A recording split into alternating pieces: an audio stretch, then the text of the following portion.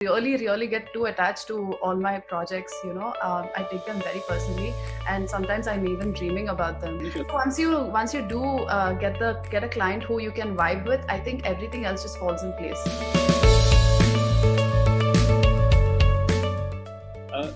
So far, what is the one project that you absolutely love, that you've done, that you absolutely love? There are a lot of them. I really get too attached to all my projects. I take them very personally, and sometimes I'm even dreaming about them. In the middle of the night, I'm like, oh my god, I think I can do this instead, and I think it'll make it so much better. But I think the first project that I've done is something that I'm very close to, and it is very close to my heart because it's my own apartment and it is inspired from the 1920s, which I'm obsessed about. So that, and then there's been another project recently where it was for a young couple. So it was very interesting to kind of see how I can design an apartment that does not preserve the date of completion, right? Because they're two people who are constantly growing together, evolving together. They're going to travel, they're going to bring artifacts from all over the world. So how am I going to create a space that is not very, decisive of the style of design? So I think that was a very interesting project that I recently stumbled upon. Okay, and so when you talk about relationships and when you talk about designing for young people, let's say, right. So is there something like the ideal client, like this is what the perfect client would be?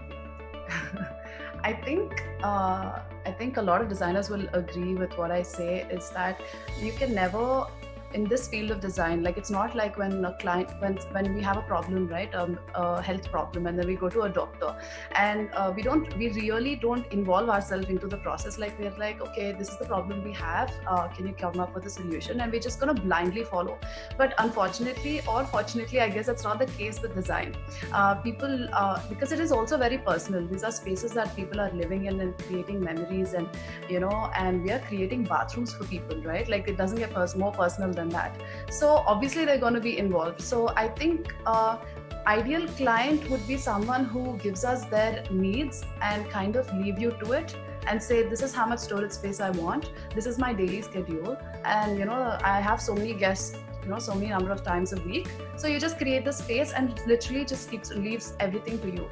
That is an ideal client for me. And also someone who, so in that aspect, I think an ideal client is someone who just leaves you to it and trusts you with the process. But that's just probably 20% of the times, and what I've really learned through my experience is that there's no fighting it. There's no fighting the fact that the client is going to be involved. So so I would say, I guess we just have to be patient, and we really have to educate them through the process and kind of make an ideal client of that person towards the end of the project, People react nicely to being educated? Like, is it, do they take it in their stride?